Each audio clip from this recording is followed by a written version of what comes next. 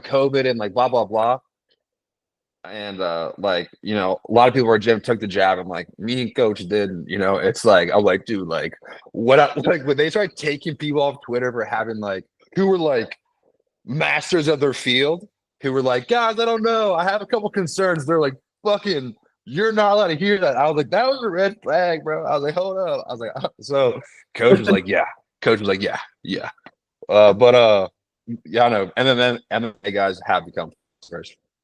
Dude, so funny, real quick, dude. Fucking when I go to Edge Gym, it's like Globo Gym. Like his fucking guy really is like it's just a different vibe. It's so funny. So He's on some Goku shit. like, have you ever watched the movie Dodgeball? Yeah. Okay, like I train at Average Joe's gym for real. My coach is named Joe, and he's very like humble. And he's like, you can dodge a wrench, you can dodge a ball. I'm like, I'm just trying to teach you this thing. Ed's gym is this gym out in like this place called Ashburn, which we call Cashburn because it's like a very wealthy area.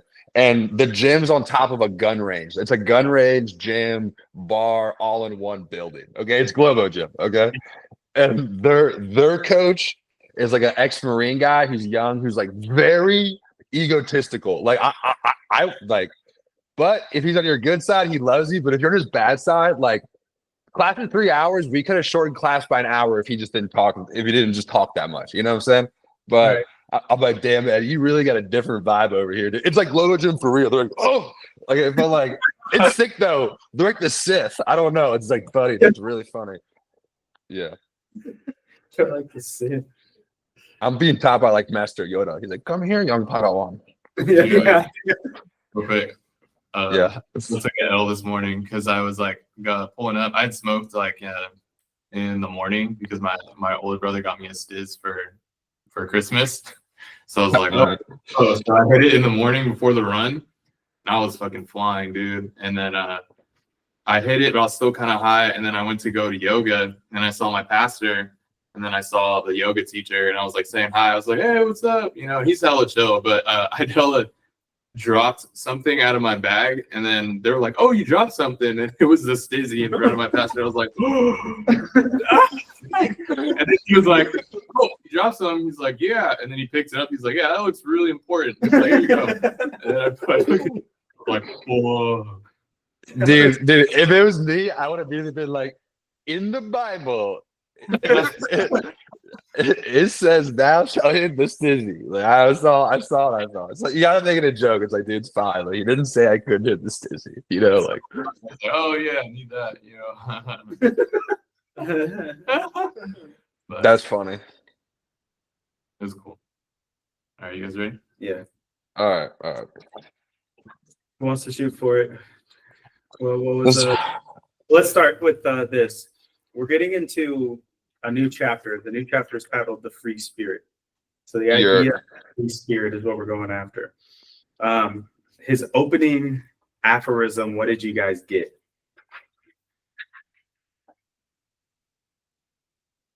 Give me a sec. So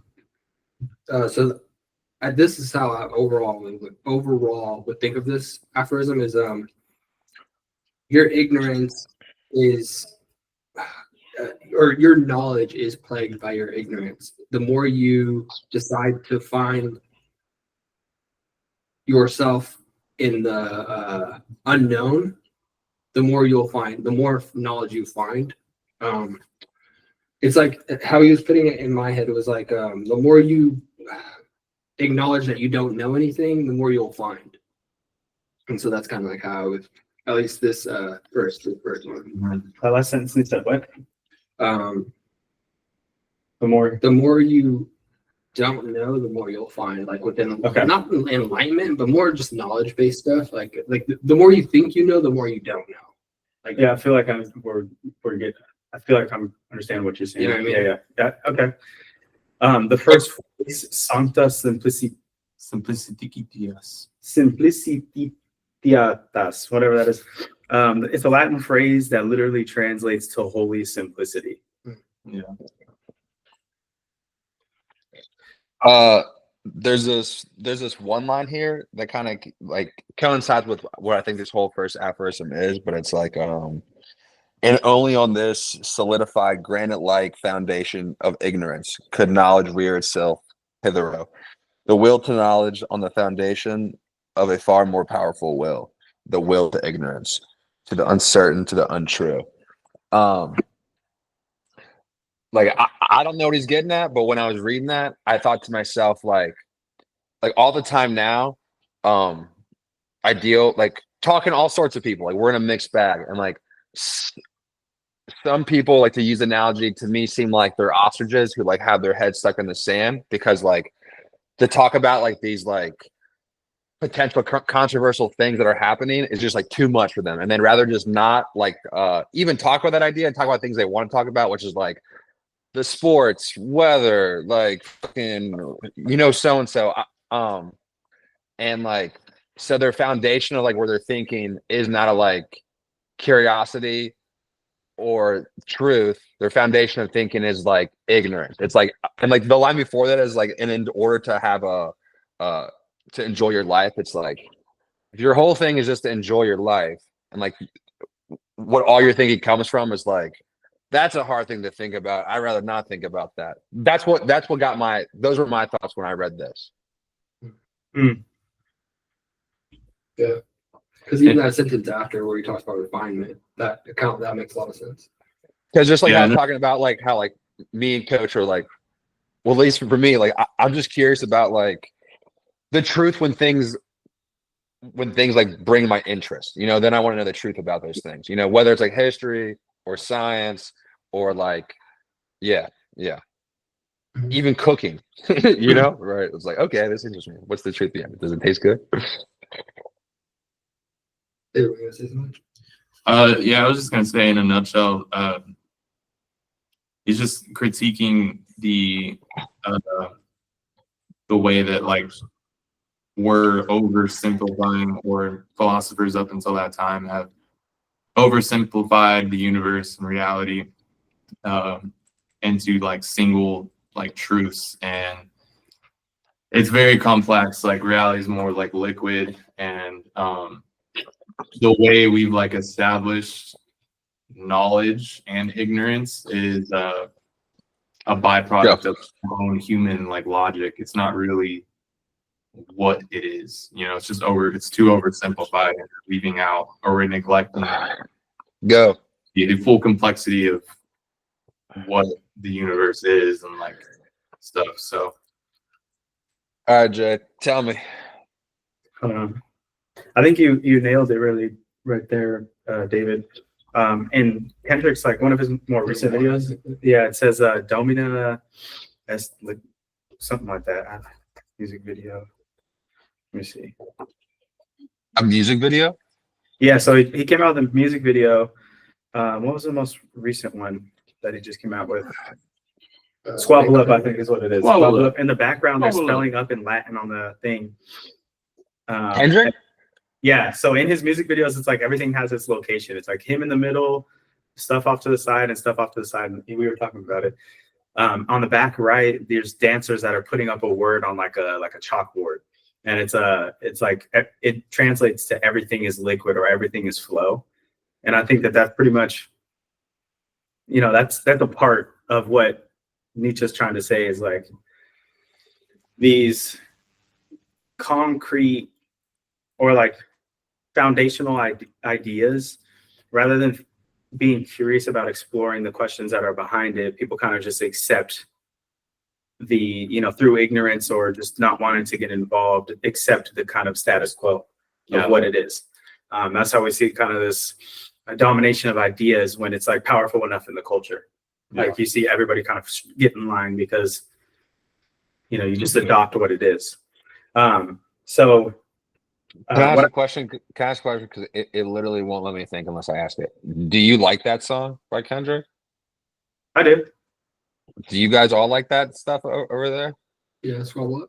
It's a cool. I think the beat is catchy. Yeah, the beat's sick. Huh. You don't like it? No, no, for sure I don't like it. I think it sounds kind of whack. I know, but it's like that's why I was like, you guys are all in the West Coast. Do you guys like that stuff? It really is some kind of like kind of West Coast type of shit vibe, LA type of vibe. Well, that's literally, yeah, that's what it is. Yeah. Yeah, I know. That's why I was curious. Like, do you guys like it? Because I feel like people over here, like some people who just like Kendrick or like, but like most people, I feel like are not like. Yeah, it's definitely West Coast. If you grew up in California and you can hear California in music, you know? This song, I mean, for sure. But like for me, it doesn't hit me in a good way. Like I'm like, this song kind of sucks. Like this shit's whack. I'm like, but that's why, like, that's why I was like, I can't think of anything else unless I talk about this. Yeah. Well, yeah. If you grew up in California or like you're a West Coast person, if you have like somewhat of like a bond with that music in a sense, where like you hear that type of music, you're like, oh, okay, this kind of reminds me of home, you know? Yeah. So that's why I asked. Yeah. Yeah. Anyways, here's what I got from ChatGPT so far. In this first aphorism, Nietzsche introduces the free spirit chapter with a deep critique on humanity's preference for simplification, falsification, and ignorance. The aphorism highlights the paradoxical nature of human thought and existence. While striving for knowledge and clarity, humanity simultaneously clings to falsified constructs that make life bearable and enjoyable. Yeah, that makes sense. Right. So there's like the ostrich people. They're like, no, dude, our Biden made our border the most secure it's ever been. I think this reminds me a lot of like some of the talks that I've had with Floyd when he's like, because I'll try and talk to him about like logical things like in the Bible and like Christianity and I don't know, like morality, right? And then he's always like, yeah, but that's your own. The rebuttal is always like, well, that's your own projection of like what your sense of morality is, and it's a story at the end of the day, but we pick and choose where we like draw the line of morality. And to say that if something's logical to you is just to say that it makes sense to your human brain that it's logical, but that's not to aspire like or assign logic to the universe is like you can't do that. You know what I mean? Because we don't really know what like that true logic is. Apparently, I don't know. But wait, are you comparing morality to logic or? It's a good question. There is logic in the universe, right? Yeah. Yeah. Math. Yeah. No. But there is parts of math, like you remember imaginary numbers doing square roots. Yeah. Yeah. That's just when things are like, all right. That gets back in like the make believe shit. I'm like we can spend infinity amount of time in the real world and like not think about that because it literally doesn't affect anything. You still have to take into account unknowns, though. There's some unknowns, you know. Yeah, like the presence of God or the existence of God is an unknown, but it plagues science in a sense. Not plague, but at some point it boils down to theory. It doesn't matter how deep you go. At some point it's like, well, it's the Big Bang. Well, it's God. Well, it's, whatever it might be. It all goes down to theory and at that level. So yeah, but there's like a lot. There's a lot in the middle that's still logic. Yeah, so you have to take into account the unknown. For when?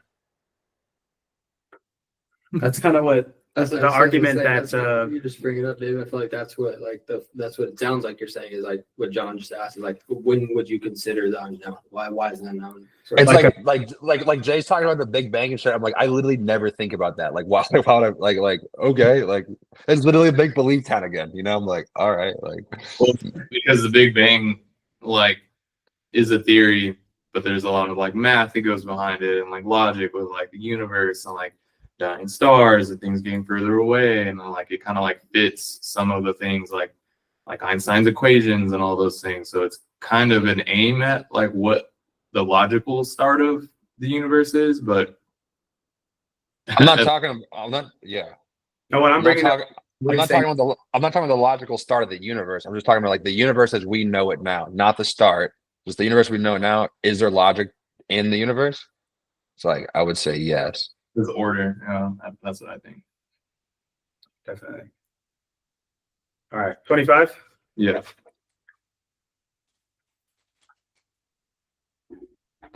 This one was very Thought this one difficult. was interesting. Martyrdom. Martyrdom? Martyrdom. That's the beware of martyrdom, like the suffering of has to do with suffering. I can't remember like the actual definition of that. So a martyr for truth is someone who dedicates themselves to defending or promoting a supposed higher truth, often at the cost of their individuality, humor, or even humanity. Mm-hmm. Crazy. Can you think of any martyrs for truth? I have a question though before we expand on that. Like typically the word martyr is used as something that like people rally behind to oppose something. A martyr? Yeah. No, a martyr is someone that has died for an ideal. I know, but if you just heard the sentence I just said, like for example, like I've heard that word used like when they prosecuted Trump heavily using the judicial system, they're like, all they're gonna do is make him a martyr of them weaponizing the judicial system, or like if they were gonna like penalize Daniel Perry for defending like himself and like the people in the New York subway car, they're like if they like send him to prison, like they'll make a martyr out of him, you know? And that's how I've had it like read. Yeah. So like they don't have to die, right? It's just someone to represent an idea. But typically the way I've always heard it is like it's the people rally behind that idea. Like that person's like a personification of the idea that like the greater sense of the community already feels. So a martyr, let's say that it. So George Floyd was a martyr for the Black Lives Matter. Yes. Well, right, but like he's just a personification of someone that like the general populace can like rally behind. That's what I'm saying. Like I don't think they have to. Well, I don't think they have to die, and I'm just trying to understand the general idea before we like unpack it more. A martyr typically does have influence. You could say George Floyd was a martyr for the Black Lives Matter movement. You could also say Martin Luther King Jr. was a martyr for, it's a person who is killed. But if we're saying it's not just death, you're a martyr by facing negative, like let's say persecution or like negative social impact for an idea. Maybe it's social death, and like that's why it's, you know what I'm saying, consider like they're because like I for sure have read that for people that like are still living, if that makes sense, you know? Yeah, if we say that if we take into account while living, then you could say, yeah, that person's a martyr for fill in the blank, but textbook definition is must die. You know what I mean? A person who is killed because of their religious or other beliefs. Jesus. Okay. What was the original question again? Sorry. I wanted to clear it up. Can you think of any martyrs for truth? JVP. Yeah, when he was getting like super criticized for the whole like pronoun thing with like being a teacher and stuff, and he was calling out the Canadian like board or something. It was like saying that he was putting kids. But the thing is, he never actually fully socially died or anything. So like there's people were like Jordan Peterson's for truth, but he is in the defense of truth. He could be like what this guy's talking about, like one of the defenders of truth, like these knights that he's talking about. But I wouldn't say he's like a martyr. Why not? Because he wasn't like, and that's why I asked the question. Like for me, and like the way I've understood before is like for someone to be like a martyr, like is like a huge portion of the population rallies behind them, and it's like a rallying point on like a bigger scale, and like so without that level of like engagement of people like recognizing that person to identify as like a defender of truth, and like it's not actually a thing. That's just like your opinion that he's like a that he's just a defender of truth, you know?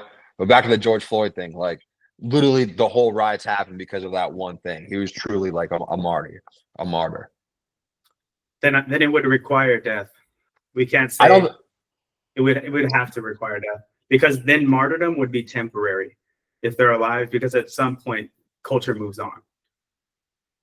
You know, like it's been a rallying point at one moment in time. If we're saying, okay, this person was a martyr for so and so, but they're still alive, we have to say that that moment ends at some point, because like a death is forever. Okay.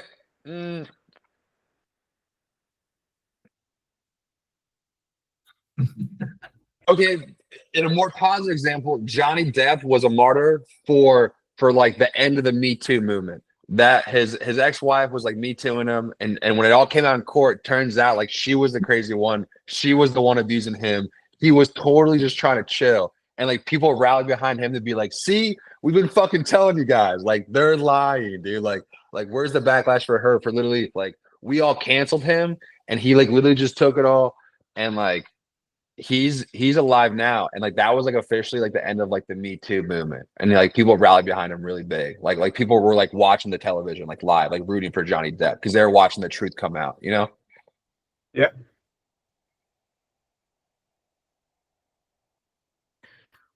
I think in this context, I'm gonna take a stab at this, by the way. So like Johnny Depp as an example wasn't voluntarily doing it for like his own like suffering for, well, I guess maybe he was like, well, he took it to court because he was like, I'm tired of being fucking like defamed. He's like, you're the bad guy in all this shit's fucking crazy. And he took it to court, and turns out she's like throwing poop at him, fucking like punching him. He's like, this fucking crazy bitch, I fucking hate her, you know? He's like, and she said I was the bad guy. Like shit in your bed. She did that, you know, fucking. Yeah.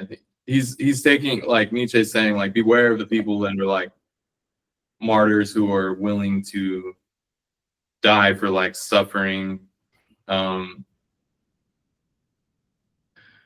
because that moral, I think, like standpoint can be manipulated, maybe, and we need to like just like, I guess, like seek like what like really understand their motives behind what they're doing, you know, because that could equally be like a negative thing too. I see like there's martyrs for like people that believe that there's like multiple genders and they're willing to like go like crazy for it, you know. They're gonna like no, but see, again, that's not a martyr. That's just like a highly opinionated person. Like a martyr's got like, they're literally a personification or like literally like manifestation of like a collective people's thoughts, and they all like rally behind that one person. But like these people that you're talking about, they just have a really high opinion, but like how much sway do they actually have, you know? That's why like when Donald Trump, that's like when Donald Trump's like being prosecuted super heavily, like having the judicial system weaponized against him. That's like why they're saying like this could be a martyr case, because like Trump just won the country in a landslide. Imagine if they sent him to jail. Like we would rally, like the people would rally, be like, this is what we're talking about, you know? And like he could still be alive, and like he could still be like a vote. That's kind of, you know, in so many ways what fucking January 6th is, what they say, you know, even though it came out, there's fucking 78 FBI agents there, but they're fucking probably listening to that, but whatever. Is there any does it constitute that like there has to be a majority over like a minority that determines what's a martyr and what's not? Like, so like John, I think it's like rally around that person. Yeah, it's like the larger community that all has the same sentiment and they haven't been able to organize. Okay. And then something is like a big catalyst. A person is prosecuted in a very like broadcasted way, and everyone can relate to it, and everyone comes to the same conclusion, and they go, that's exactly what I've been talking about. That's exactly how I feel towards the government or towards like whatever. And then everyone can now organize for like a short period of time behind that person, because like they all identify with that story, and like it communicates what they're feeling better than the words could, and better than they could all communicate amongst themselves, because like they can't. That's what a martyr is, I think. Yeah, because he's like almost sacrificing himself for the truth. Like, too, I mean, he almost got assassinated, right? Like he does that every time he gets up there. True, exactly. Like true, exactly, right? That's why. Like- Yeah. Yeah. So I asked, I had a question for ChatGPT. I was like, well, what does it mean to be a martyr for truth? Would Buddha count as one? And what do you guys think? Do you guys know Siddhartha's story? I don't know the whole story, no. Okay, so Buddha, he was born to a rich. Okay. Did we read about him in that fucking book? We did a little. We did. So he grew up rich. He lived in like a palace, right? He was a prince, and he's lived like a really sheltered life. Like he fucking had like a really nice, grow up situation like Jasmine, bro. He couldn't leave the property, basically. And he decides to give that all up to go experience what it was like to be among the masses. And he figured out that life is craving, right? And the solution to life is to get rid of craving. And then he went in, he became like a person that meditated by a river all the time. And he sacrificed desire and craving.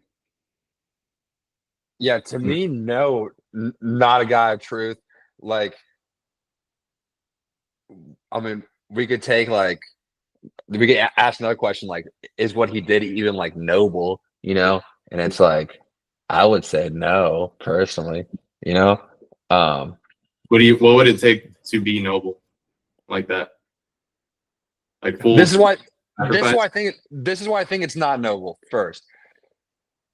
So like he ended up being a guy who just prays. So like, is he doing work to even harvest the food that he eats? Or like were people donating food to the temple so like the Dalai Lama or the Buddha can sit around and think more? It's like you could be like way more noble by like using like what God gave you, which is like a functioning human body, and go produce something that could like help you first and then everyone else around you.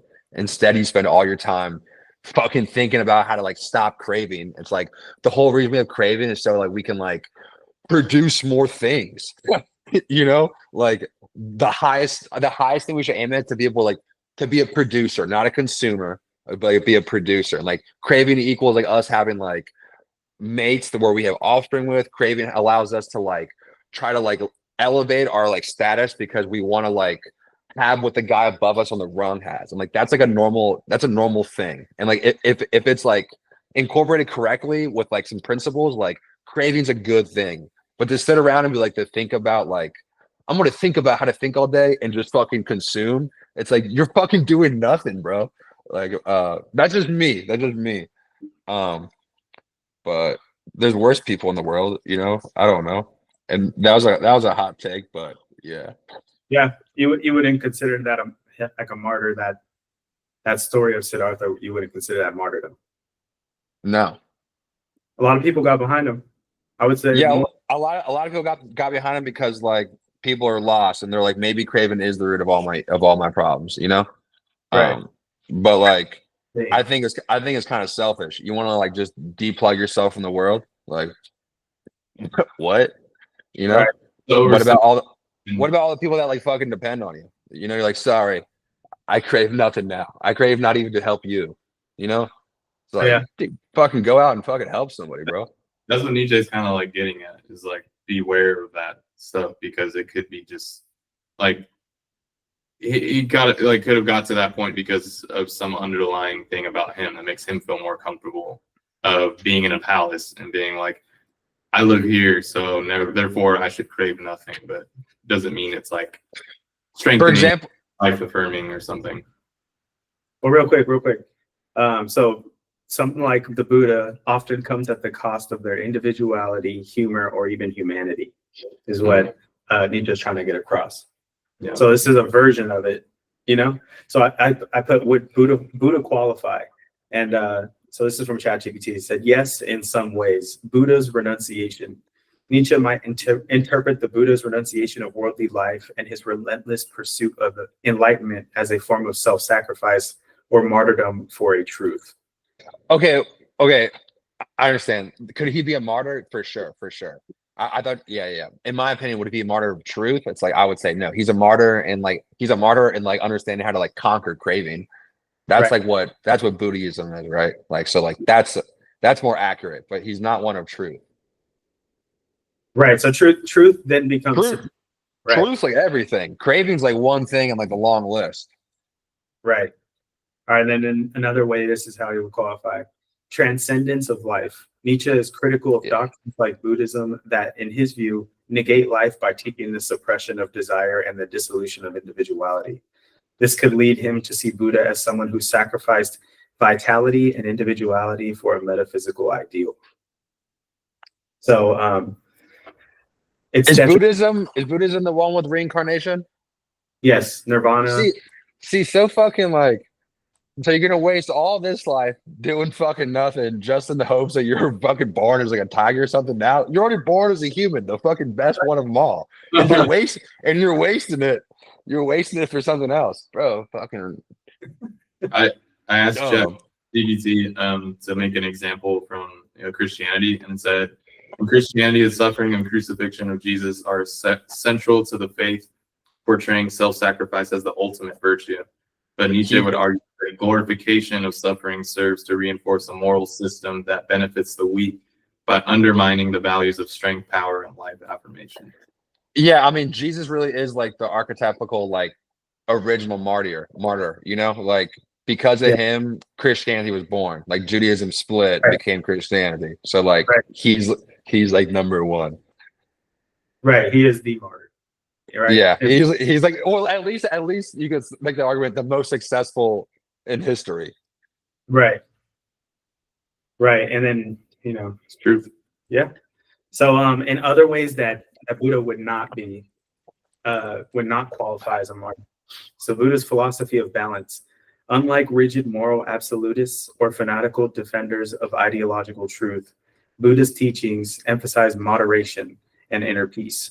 Nietzsche must admire aspects of this, as it avoids the extremes of asceticism and indulgence, which could make Buddha less of a martyr in Nietzsche's sense. And non-dogmatism. Buddha did not enforce his teachings as absolute dogma, but offered them as a path individuals could explore for themselves. Nietzsche, who detested the rigidity of moral absolutism, might respect this openness. So martyrs, it's like concrete in a sense, like we were saying in the beginning. Does the concept of whatever the martyr is, the ideal that the martyr is pushing, does it have to be positive? Does it have to be a positive for the martyr to be considered? I mean, like George Floyd was like not a positive message, but the message was just like, police are abusing their power, and this is like an example that we're seeing all the time in our communities. Like Joseph Stalin, or like Hitler. Karl Marx. No, Marx. Karl Marx would be the martyr. Karl Marx would be closer, yeah, because of people romanticize and idealize Karl Marx as like the father of communism. So I guess, but like Hitler. No, like, because he died, like, no one like felt the type of way. Like, that was like, like maybe someone could have been like a martyr to him for him to become that way, He was the of what not to be. Yeah. Now, in a sense though, in a sense though, instead of being a martyr, he did do the same conclusion, which is like he unified a mass amount of people under like an idea. Right. So, a contract. So I guess you could say like, yeah. I guess that's just what a leader is, huh? A living martyr. I say, John. Huh? I'm just kidding. All right, let's see here. This is 25 we're on. All right. So last question, we could blow by it if you guys want, but Nietzsche emphasizes the importance of solitude and concealment for philosophical growth. In the fast-paced, hyper-connected modern world, how can someone find the balance between engaging with society and retreating into reflective solitude? Put the phone down. Put the phone down. Honestly, I'm sure that there's a good ratio somewhere, like 2 to 10 or something, or like, like 3 to 10, like, or like if there's a 10, like 3 out of your 7 things are social and like 7 solitude, or whatever a good ratio is, you know. Okay. Sometimes it's totally different for everybody, but it's totally different for everybody. But also, I feel like let's say you crank the ratio up to like more social, less solitude. I feel like you truly think more about like how is like the pack gonna like think about this, or like I don't know, actually. I really don't know. Yeah. I think it's really different. It's different. And Everybody, and it's if you different for moments in time. if you have too much solitude, you get too isolated, and then you have no pack, you know. Yeah, the struggle I think is to find the routine. Like you're saying, it's a ratio. Let's say of your week, 3 to 10 or whatever. You just do some hours like that. When you're like a single young guy, that's going to be different than when you're like a little older in your 20s, and that's going to be even different when you have kids, and it's going to change over time, like how much Your experience of life. right, and how your ratios are going to have to change. Everybody's trying to figure out the one ratio, but it's going to be like I saw everything the else. study. I saw a study on Twitter. It said that males should have up to 2 boys' nights a week to be healthy. I was like, that checks out. Yeah, I'm doing one. Yeah, I think that works pretty well. What was the initial question? Yes. In the fast-paced, hyper-connected modern world, how can someone find the balance between engaging with society and retreating into reflective solitude? Maybe Yeah, habits are good. read about like based on the goals that you have. Maybe you don't, but if you do, maybe like take a look at where your time is going, and like in order to achieve the things that you're looking for, like to find that balance, like you got to like take a look at the ratio that you already have going, and if it doesn't match up with what you want, then you got to like attack that, you know. So you just got to look at what's already happening, I think. Yeah, I would say figure out what is important about society to you as an individual. So I think for everybody objectively, it's family, friends, work. I think those are the big 3. Mm-hmm. And if Ain't that's no big 3, it's just big. if those 3 things are your society, I think that it'd be healthy engaging with them, a good amount. That's an individual. But like when jumping into like public society at large, like the phone, that's the phone. Like social media, all the different things that come with phone. I want to push back on that idea because you and David both mentioned that. And I think most people that we know consume a lot of information through social media. Sure. And I'm currently learning this guy, Dan Coe. He's a big, I don't know how to like author, writer, copywriter, somewhat. But he talks about you have to be very intentional on what you consume. Right. And if you decide to consume, he puts it like a lot of artists, creatives say, steal like an artist. Mm-hmm. We're inspired by pretty much everything and anything. It's just your life experience being articulated in your own way, and you have all these ideas. So I don't know, just to push back on that. Like, so I'm not saying that you bring that all the way down to 0. Like there's a healthy amount in that as well. I think what you're saying is like I said, engaging with society, how I said is family, friends, work. I think what you're saying is when you get into the public sphere, like the phone, then you should be intentional with where you engage with society there as well. So then let's say for you, like for me, geology, freaking mechanic stuff or whatever, like all that thing, and what you engage with, you have to be intentional. Right. Just to also like coincide with what Dev said about what David said about the phone thing. That's the phone thing can also help with like the first thing is just social and solitude, and like you're saying like the phone thing is like not solitude because like you're engaging with like the larger community. But when I do that, like when I go see my friends who I don't see, like who I might see like maybe once a month or whatever, we're kind of like on the same like internet in a sense, like what we're looking on Twitter and shit, and like we're joking about the same shit when we see each other, because like we're watching the same fucking shit, Right. So like that's part of like me ingesting some of that bullshit is like part of what helps keep like the connections going too, And it's also a form of like your own like knowledge, or your knowledge base that you're creating. It's funny, intelligent, like you're consuming things. But like you need to be alone too, though. Like if it's like too much phone, like even if it's all knowledge, like let's say like, okay, I've been listening to the Roman podcast. I've been like, I've been educating myself a lot about the history of Rome, but also it's nice to just, instead of like walking and listening to the podcast, it's nice to just have no headphones and just 1 hour of thinking. So thinking of solitude, but like not just like sitting in my house like thinking, but like for me, I think more when I'm active. So like the whole thing is like how to engage and when to have solitude. It's like for sure, like what you're saying, like, you can use it all the time to be educated too, but you also need time to just like have your own thoughts so you can think. Right. Yeah, I think it's like consume, articulate, and then implement. And it's like a cycle that always has to be on repeat, but it can't be 100% each. Like each one can't be like, I'm gonna do it, like go 100% in solitude and learning. Like you have to be able to. Question: would you ever have solitude if you always had music in your ears, or like a podcast or something? No. Your thoughts are being invasive. So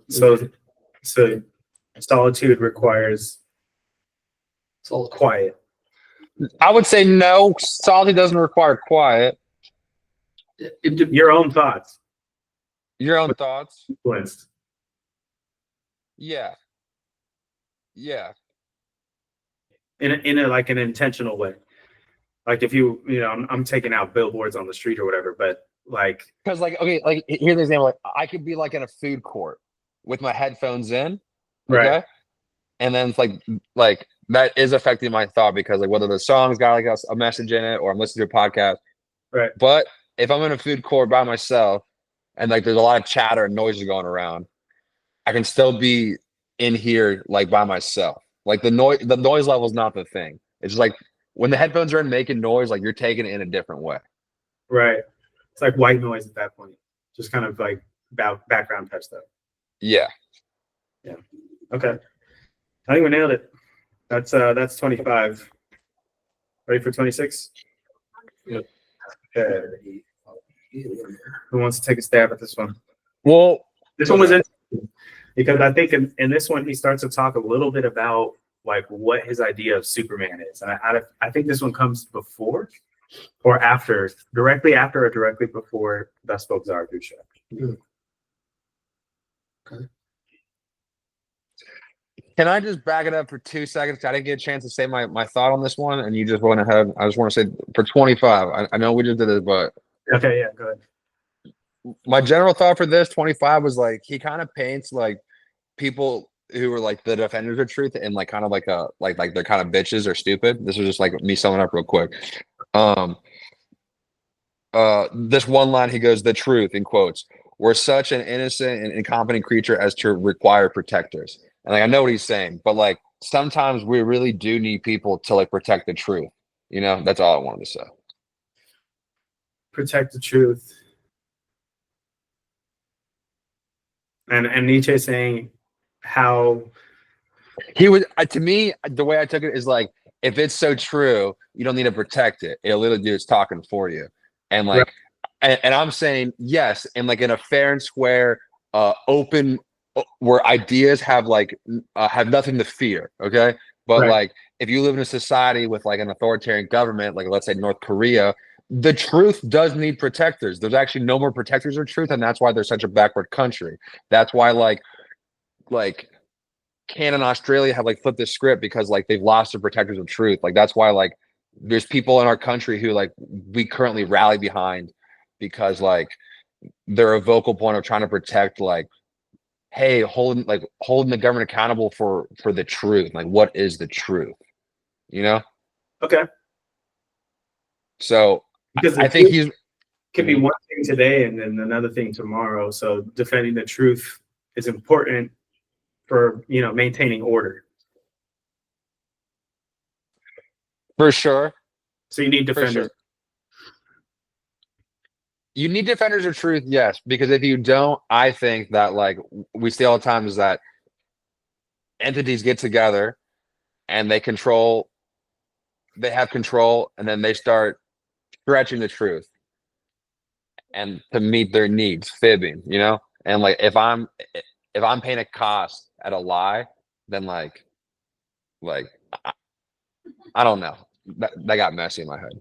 But yeah, we need truth. It holds things accountable. When it comes to human affairs with truth, on an individual basis, there's objective truth, but on a macro level, there is only personal truth. On a macro level, there's only personal truth. And the idea of defending truth applies to personal truths. Okay. And when it's looked at as a personal truth, that means it's a subjective idea. Well, I'll say this though, just to kind of the ping pong that in 2019 when the COVID-19 started, Right. there was macro truths that were being told that were lies, and people that were defenders of truth were trying to tell the populace, and they were being canceled, right? So like that's a is that a personal truth? You know? Both sides will be personal truths.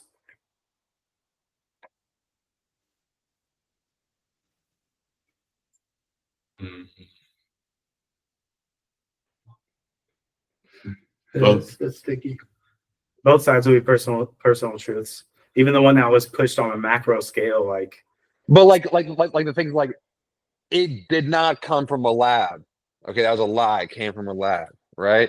The vaccines, if you take the vaccine, it stops transmission. That was a lie, right? No, correct. Okay. So like those were macro lies that people were arguing on a personal basis because they're like, hey, this is wrong. But like their truth was affecting the mass truth. So it wasn't personal. True. So Like it was like sure, like it was personal, but like it was a much larger idea. It was literally the everything. It was literally the everything. And like we haven't held them accountable for telling us what's truth and lying to us. Right. So in that case, defenders, there was objective truth in that sense. Like the objective truth is like, where did it come from? Did the vaccine do this? Is there like fucking side effects to this? Like what's the actual death rate? Like these were all like these are all objective things. Yeah. Yeah. And they were lying, and like people were trying to defend that. They're like, hey, wait, hold up. Like even if like whether you believe in like the virus was what they said it was or not, it's like wait, I gotta make sure that this thing's true right now because you guys are doing a lot of business with this. Yeah, this is. I think this is just going to get harder and harder to determine the more we move into like the technological realm, like the way like how there's going to be moving. An unlimited amount of truth. Yeah. All right, so we can move on. Sorry. So there's going to literally be an unlimited amount. Hey, let's go, dude. We did so much today. We went on a bike ride. Oh shit! I didn't send you guys a picture. I got that fucking caboose now. Caboose? What? I'll send it to David. For the car, I'll send it in the group chat. But it just no. You got that caboose now. You know what I'm saying? I ain't never had a caboose.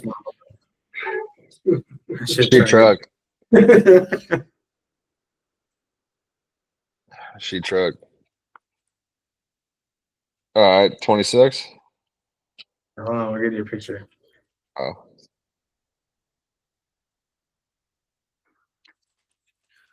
I have not got it yet. Let's just move on. So Yeah. All right, 26.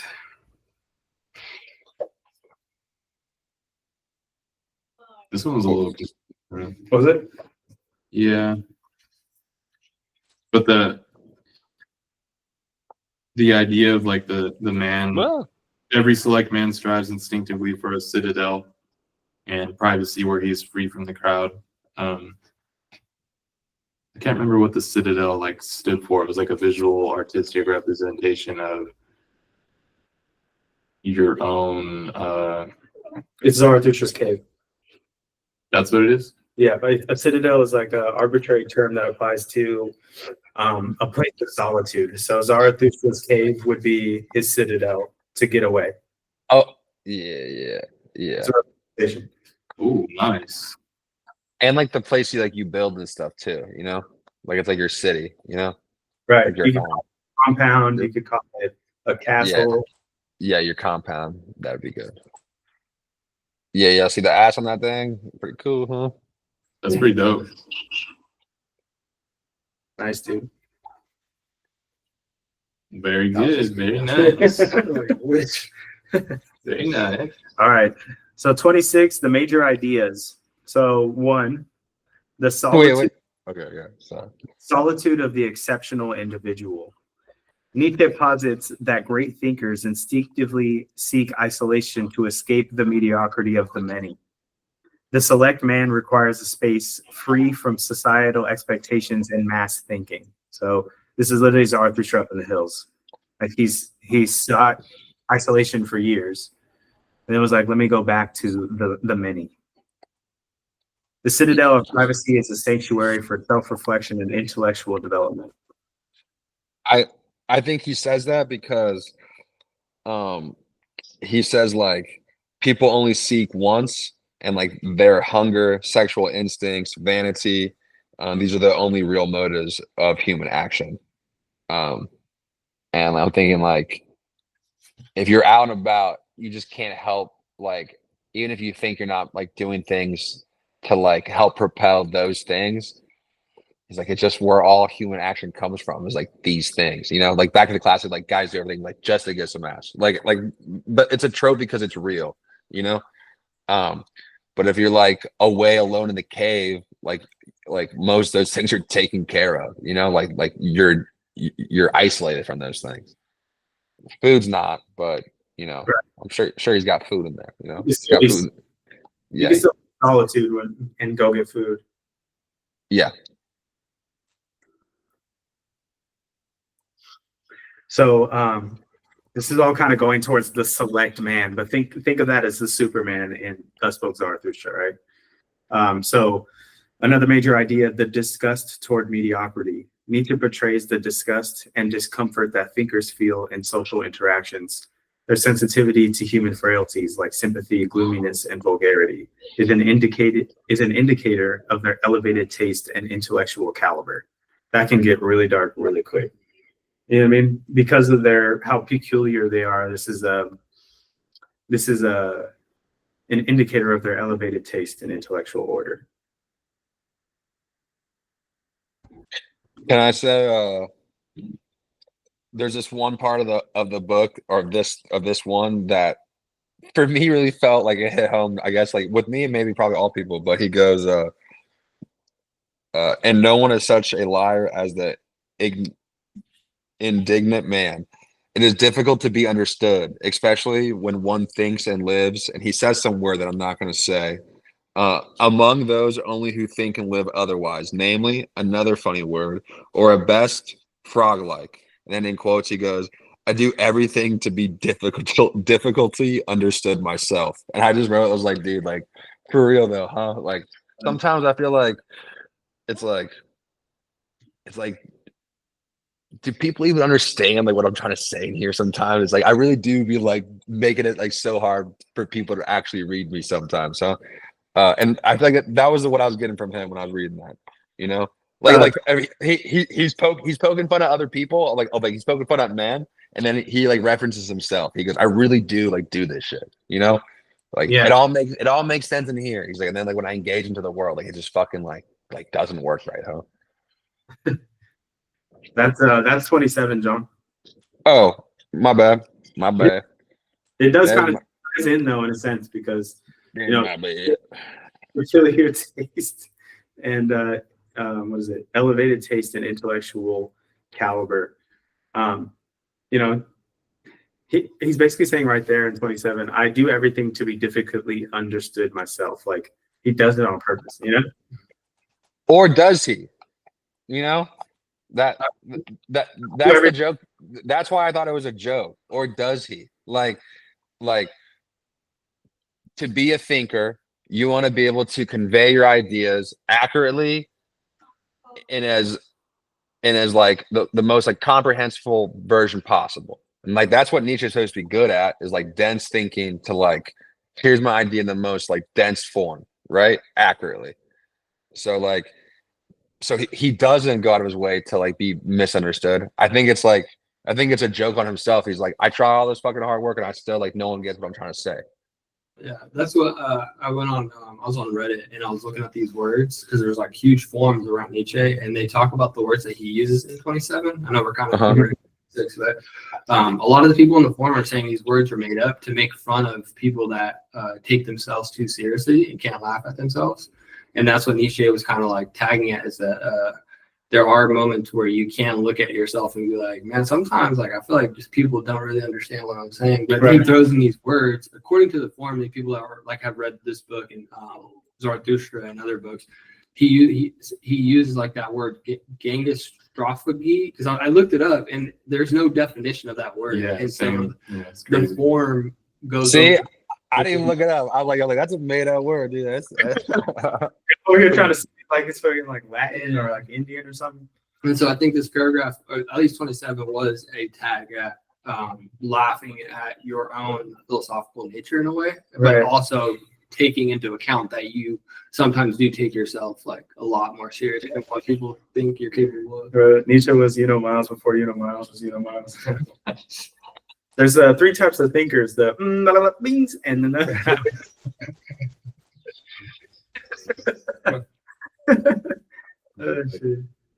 But you want to just crush 27 and go back to 26? We're already we could try and time both together. Okay. Then let's see here. Jason said, dude, he had a whole template. Let him go through. Let's go back to 26 though. Let's go back to 26. All right.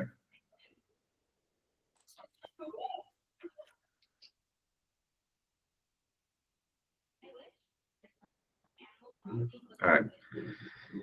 Nietzsche delves into the nature of the select man and the philosopher, emphasizing their instinctive pursuit of solitude and the citadel of privacy. He critiques their struggle with the vulgarity of humanity and their disdain for mediocrity, noting how the average man remains bound to the rule, while the higher man is defined by his exceptionality. Does that sound familiar to anybody? Sorry. Maybe. So this sentence here, he critiques their struggle with the vulgarity of humanity and their disdain for mediocrity, noting how the average man remains bound to the rule, while the higher man is defined by his exceptionality. The higher man. Come on, guys. No, hang on.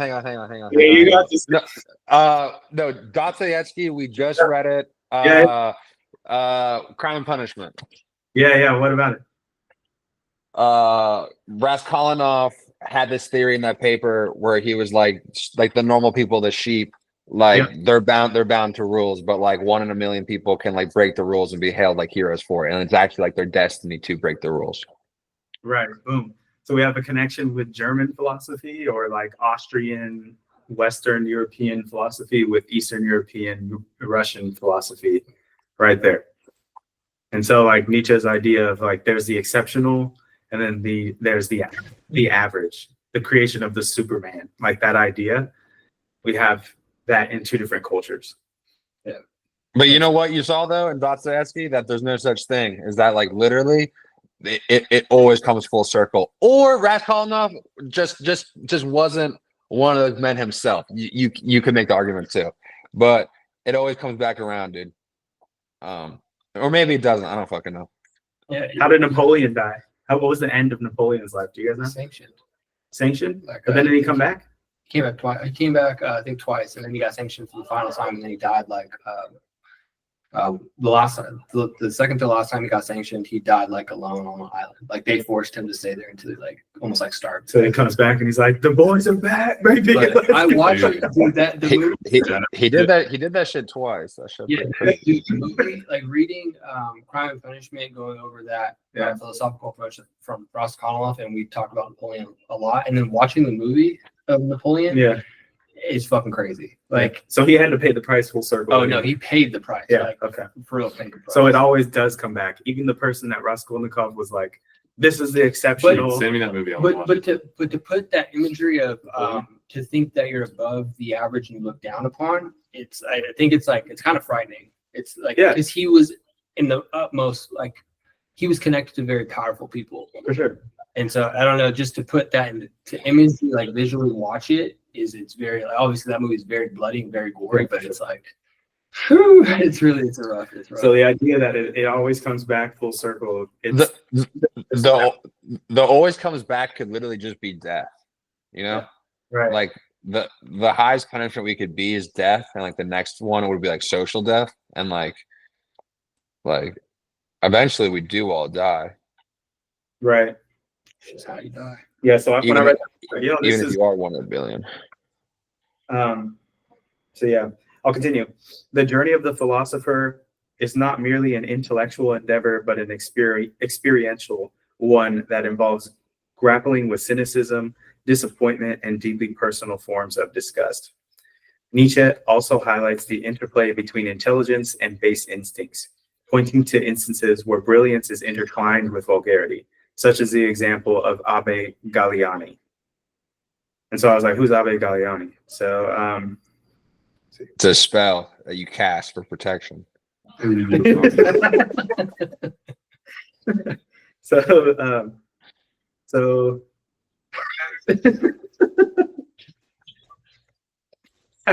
Abbe Galliani refers to Ferdinando Galliani of 1700s.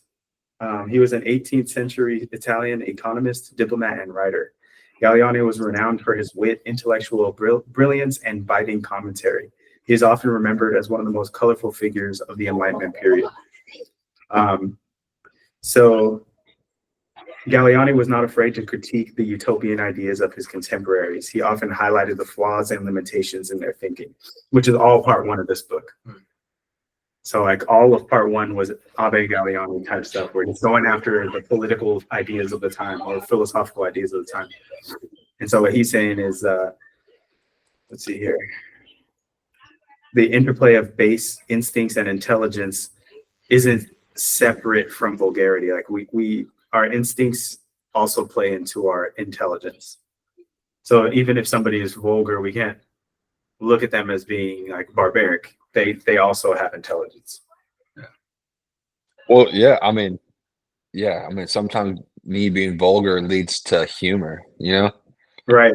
It's like I got members in my family. If let's say there's somebody speaking like real good game, like solid game, but he's cussing, they're not going to hear any of it, you know? Like, I don't know if you guys have those family members, but it's like this guy. Well, I mean, yeah, around like my grandparents and like my stuff, I'm not cussing, you know, right. Like I'm just not. But sometimes like I'm gonna like, hey, with the boys, I'm gonna say something funny. Yeah. You know? So that, and let's see. All right. Nietzsche criticizes indignation as a form of self-righteousness.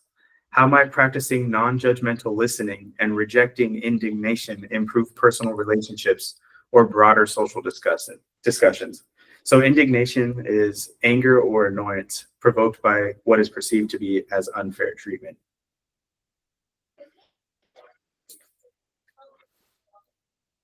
You're asking how that could benefit one?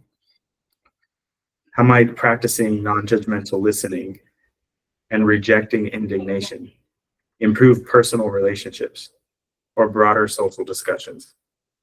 I mean, that's just easy. I mean, you would end up like literally just like if you're an AI model, right, and you're trained on like more ideas, you would have access to more information, right? And have a clear image of life. Like there's this one Supreme Court justice. I forget his name right now. He's the black guy that's always like in the crossfires because he like makes some tough calls. I forget his name right now. Clarence what? Thompson? Clarence Thomas. One thing I really like about him is that him and his wife have traveled to all 50 states.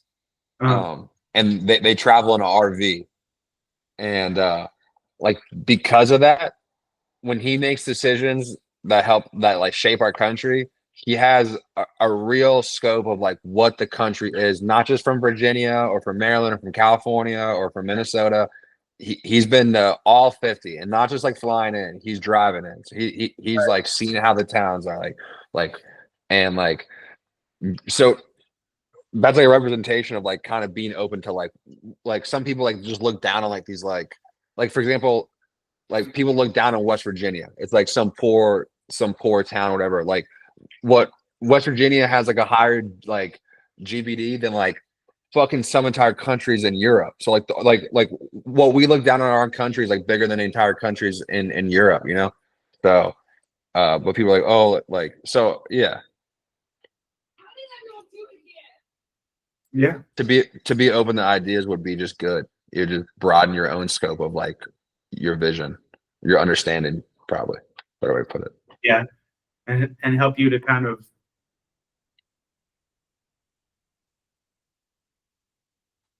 you would be more intelligent because you have more source data, like more Correct. ideas, you know? Correct. Right. So I asked this is my question. Is this even possible in today's climate? It seems to me Okay.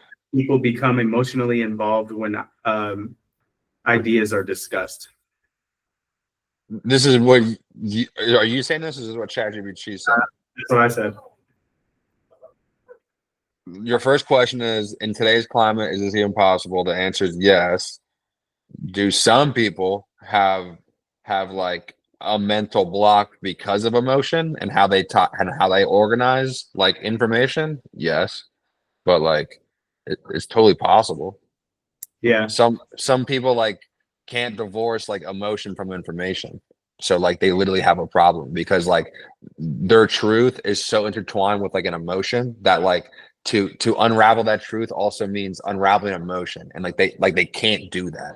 That's like why Right. COVID's so hard for people. That's why like the trans shit is like so hard for people. It's like because it's not about the truth, it's about the emotion that's wrapped around the truth. It's like Right. you don't have to have those two things married. They can actually be exclusive. Yeah, I mean, there's people that, like even in my own family that I can't have political conversations with at all, you know, because like it doesn't matter what you're saying, you know. Yeah. So yeah, I mean, there's some people that you can have conversations with and some not, but yeah, it's important to kind of not be indignant. For example, just kind of be like to be able to play on both sides. Like it really does allow for more information. Like, okay, at Christmas, my mom bought my grandma a bottle of wine because they're big wine drinkers, but it's a Trump bottle of wine. Okay. And it was like a bunch of giggles because like my uncle's in-laws are very wealthy white people, but they're libs. And I was like, oh, I was like, was this a controversial bottle of wine? My grandma was like, it was. And then my cousin Braden was like, do you know why it wasn't a bottle of Trump vodka? And like the answer is because Trump vodka went bankrupt, and like they're all giggling. And I was like, all right. I was like, he took a shot in the dark. I was like, it didn't pan out. I was like, you should have known. Like his clientele's older white people, so the wine checks out. But I was like, you know who had a successful vodka brand? He Diddy. And I was like, he's a fucking bad guy. All right. So like, let's not put having a vodka brand like be a measure of success, you know? My cousin was like, I didn't know that. That's funny. So like we're open. There's like he's like that's funny. You're right. It's funny. You know? And I was like, you're right. He did take a shot in the dark with the Trump vodka. It didn't pan out. I was like, sometimes they don't. But I was like, I don't know that many people with their own brand of vodka. So I was like, just the fact that he gave it a shot. I was like, I don't know. You know, Kind of cool. kind of cool. Kind of cool. All right, I think that's all I got from 26. Does anybody have anything else they'd like to mention? All right. 27.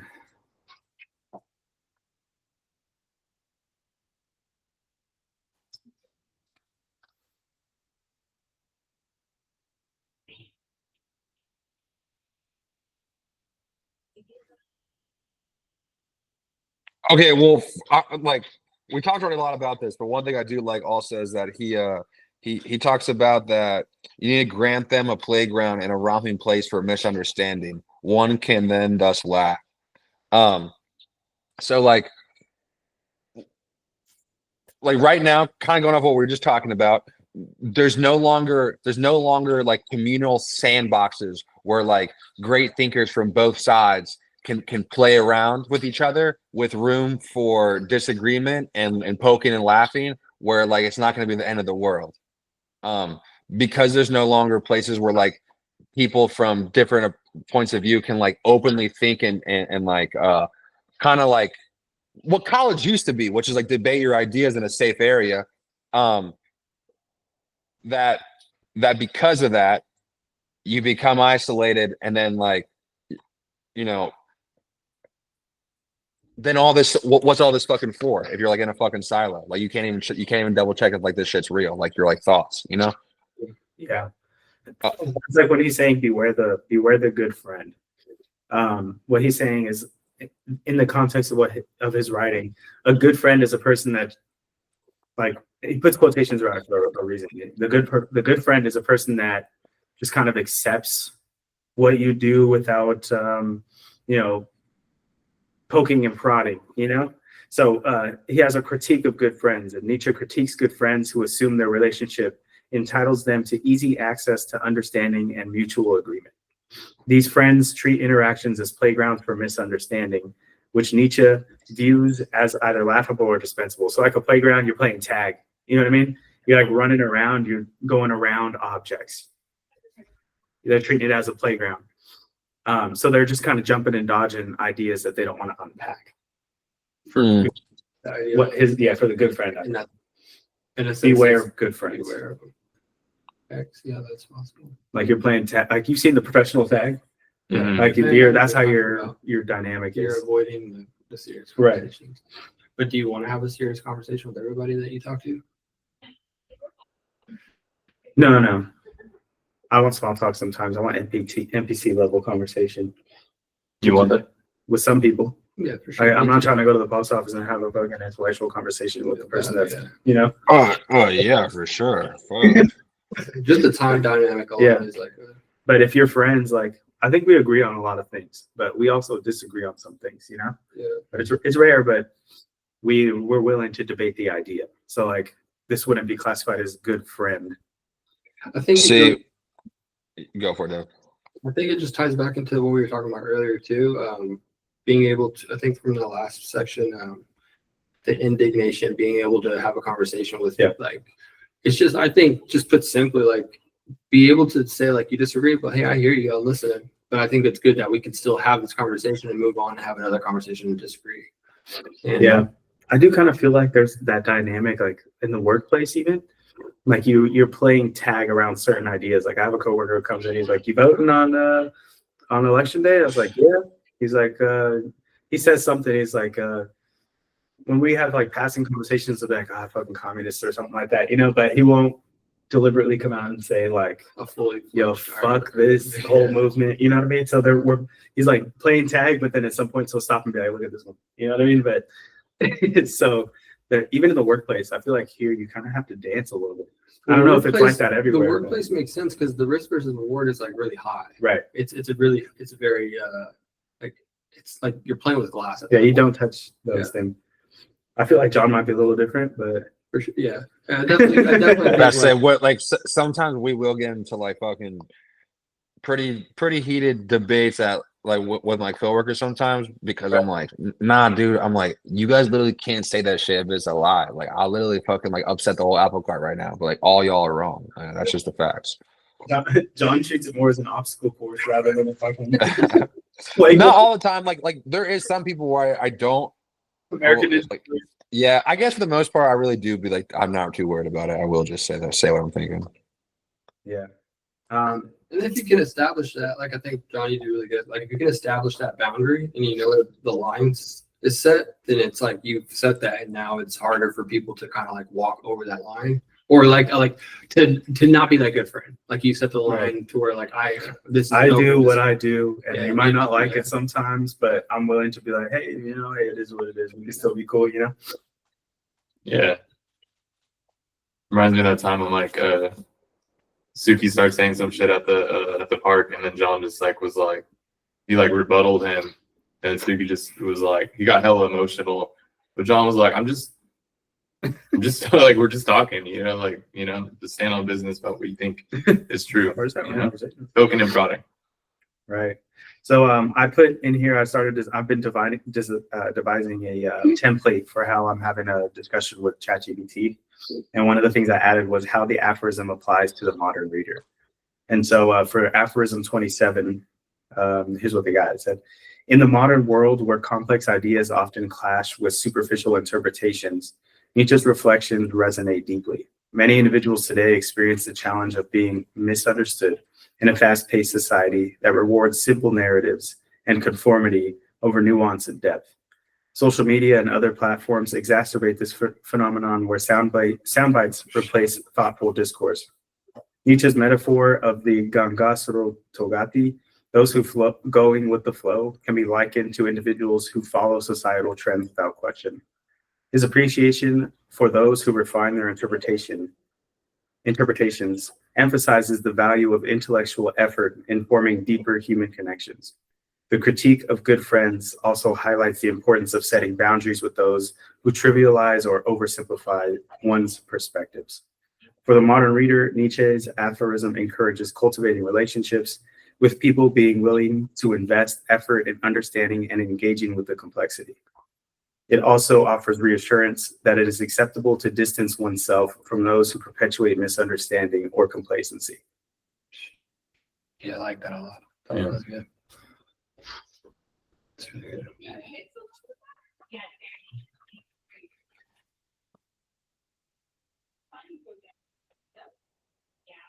Do you guys have a complex idea that you have been pondering lately?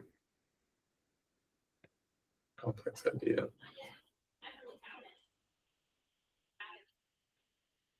What defines complex? It's yours. What your definition of complex is? It don't work like that. Yes, it does. Right? Complex is a So it's subjective just term. complex to me. Like it's complex for mine. Yeah. So you remember in Animal Farm how they boiled down significant ideas to like 2 legs bad, 4 legs good. Like they boiled down complex ideas into simple ones. Mm-hmm. If there's simple ideas that you've looked at that you have complex thoughts about. Yeah, I mean, I think all the time, like my thoughts come from like naturalism, stoicism, Christianity, and like those are my complex ideas, and like those 3 things probably most align with how I think. Like I think about that a lot. I think about that a lot sometimes. I think a lot about the Christianity part too. Like it comes in like kind of like I don't know, like one shots like really quickly for me. Like when I dropped my stiz this morning in front of the pastor, my mind went like all over the place. I was like, fuck. Like, Yeah. Okay, Christianity, like what do I have like a good grip on like that, you know, is a bad move, but also like why is it a bad move? And I'm like, all right, where do I sit with this? Like, you know, and like I have been cutting back on weed, and that's like I think a complex one for me personally. Yeah. If that's an example. Yeah. So I'm constantly thinking about like stuff like that. That was Music I play. definitely complex because like the idea of weed fitting into Christianity is a debated topic, you know? Any like secular music, like all that stuff, you know. Yeah, super conservative. I'm always listening to like, people that debate on stuff like that. For sure. Dude, you can smoke weed, just like everything with moderation. Like that's the whole thing. Like you can drink alcohol, like just don't be a drunk. Like you can have. Okay, well, actually, yeah. Well, you get water, you get coffee, you get milk, and you get the Bible. That's it.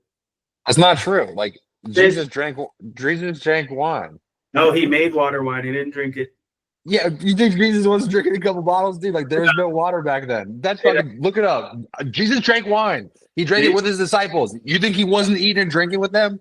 Those were his best friends. Those were his homies. Nah, He was at dinner with them. At dinner. and confirmed. Okay, let's see here. Jesus made wine. Said he ate and drank. Jesus said he came eating and drinking. Yeah, dog. He came in fucking like I'm with the homies. These are my dogs. Nah. That's why when these weird sects of Christianity say like you can't drink alcohol, I'm like, you guys are literally retarded. Like it's fine. Like just don't be a drunk. Okay. Like Jesus said that. Like in the Bible it says like don't drink too much. It's like I hear that, dog. I hear that. They may have a million lives. I do. This is the thing though. Me drinking a million Miller Lights in one day is not good, but it'd be a lot worse if I was drinking Miller Lights every day. So, you know what I'm saying? You know what I'm saying? Like, I now could I cut back on the million, make it only 500,000? I probably could on that one day, but it's fucking tough, dude. I don't let it out that much. I got to sometimes. Yeah, but I mean, see, that's a complex idea, and being the person that's like absolutely not. They're like. We just discovered evidence that Jesus during the first communion, drank wine. He never smoked, but as far as I know. But we don't like he does. They don't have to explicitly say everything. Like he already gave me the template. He's like, "What do you think, John? Should you smoke?" I'm like, "If I think I deserve, if I think so, I think like I had a few cigarettes this weekend. It was pretty sick, like." There's nothing in the Bible that says about cigarettes. I know they're bad, and I know I shouldn't overindulge, but I fucking cigarette here and there. Like, fuck it, dude. I think the Lord said I could have like a few. There's interesting like debates on like YouTube of Christians like listening to secular music or should you not? Right. And then there's that verse in the Bible where like was it David when he danced with all his might? Yeah. He was off, and I'm like, dude, you can't tell me that wasn't like some like house or something like super upbeat. He's just like going. Yeah, what was he even dancing to? I don't know if it was like a violin, maybe. I don't know. It was a bad bit on the heart, bro. It was Soulja Boy Town. I'm gonna punch that, crank that 3 times left and right.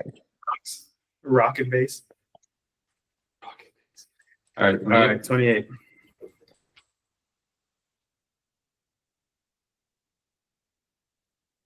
This one was interesting. Petronius. What I thought most about this, because he talks about language and like translation and stuff. I thought a lot about how so much of Russian culture has still today been isolated from us because of like the bad conversion rate of translation, where like German, French, English, and Spanish are all have the same root, which is Latin. So like to exchange information between like that basket of thinking is like easy. The conversion's easy. But like even today, like to share even like scientific information with Russia is like difficult because like all the way down to like like we use Arabic numbers, so like all the way down to like everything they do is like we haven't really gotten that much of it. Like Dostoevsky's like a huge thing because like one person was like, "This is fucking amazing. I should fucking translate this." Right. Yeah, the idea that I got from this one is like there's things that are lost in translation. Like he brings up Goethe, who's like a playwright from Germany. He's like, how is this person from Germany expected to like write plays that appeal to the Russian mind? Or how the person that's a Russian playwright is supposed to write something that appeals to the Indian mind? Like there's things that are lost in translation. Language is influenced by the culture that created it. And it's almost impossible to convey the authentic message when translating from one culture to another. Yeah. So like my girl and my cousin are out there watching a show that's a Korean show, but it's dubbed over in English. And like I'm sure we're missing a bunch of context, Anime. Yeah, that's true. Naruto still got across. Yeah. Naruto.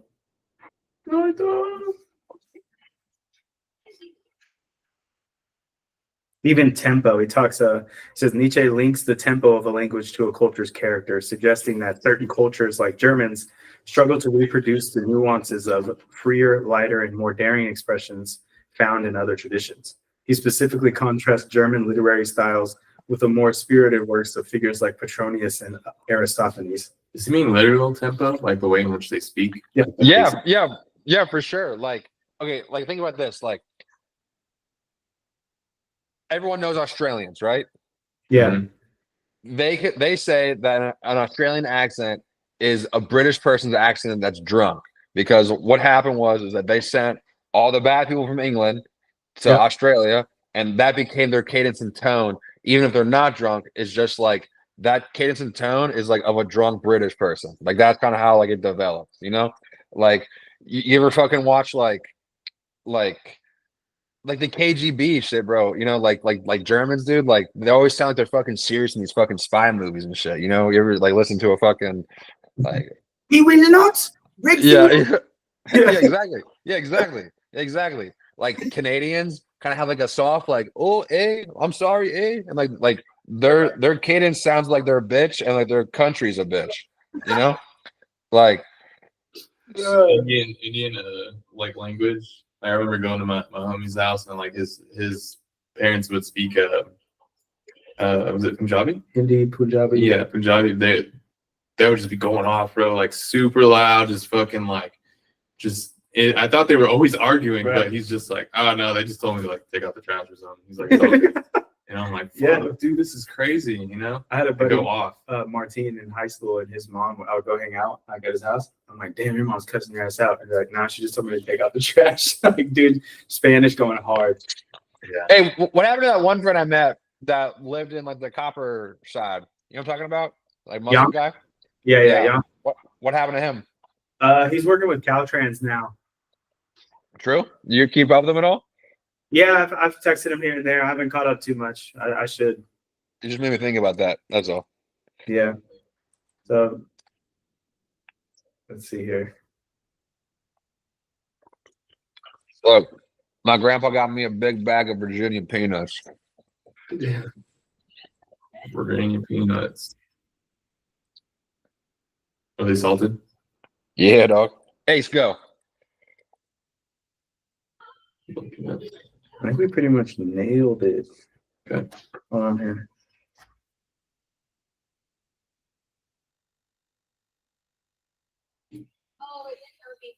All right, so he brings up Aristophanes and Machiavelli.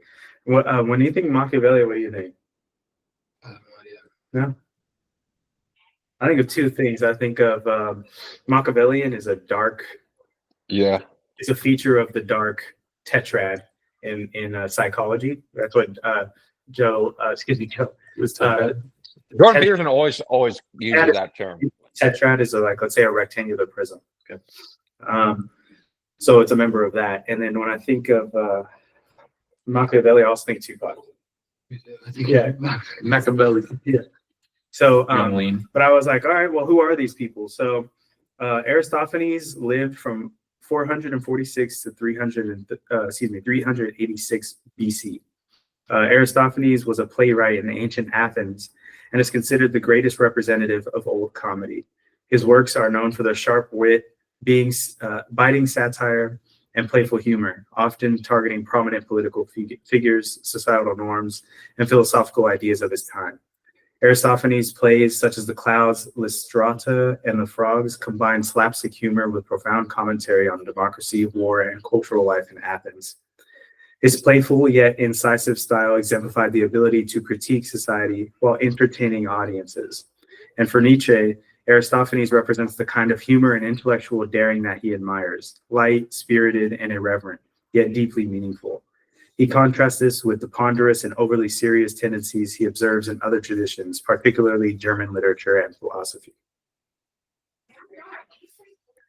And then Machiavelli was an Italian diplomat, philosopher, and writer during the Renaissance. This work explores the nature of power, statecraft, and leadership, often advocating for pragmatic, sometimes ruthless strategies to maintain authority.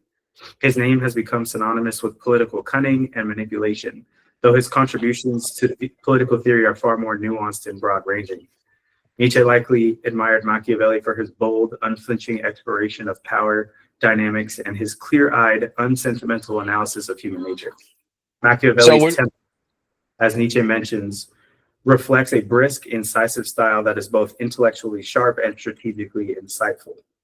So would communism be a form of whatever, you know what I'm saying? Machiavellism? Machiavellian? Machiavellian?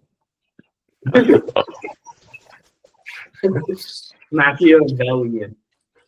Machiavellian. Yeah. Machiavellian.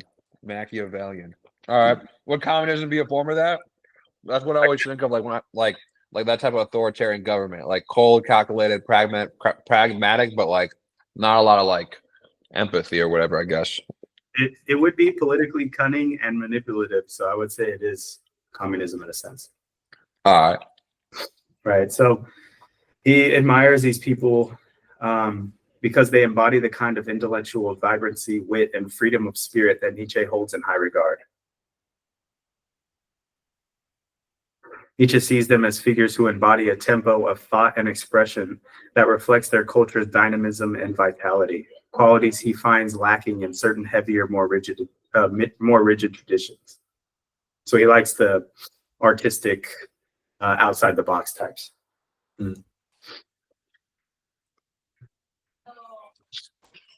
All right. That's it. 28, unless you have something to add. No. Okay. Follow-up questions? Are we doing 29? Oh, No. we're not going over 29? We stopped at 29. Oh, okay. Too bad. This is my favorite one. It's like super short. Did you guys read it or no? No. Yeah, I did. Okay.